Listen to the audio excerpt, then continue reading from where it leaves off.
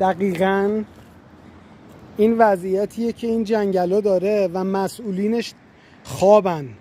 مردم فیلم برداری میکنن برای روزخواری و اینا، ولی کورن، اینا رو نمیبینن. آقای مسئول، این جنگله، این جاییه که شما کلاردشتیا توی استان مازندران دارین ازش پول در بیارین. ببینین که چه وضعیتیه.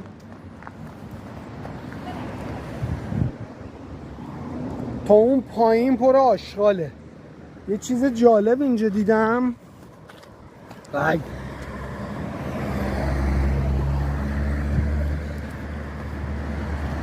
نه، این مبلو ببینین انداختن و مسئولین کلاردشت و استان مازندران چیکار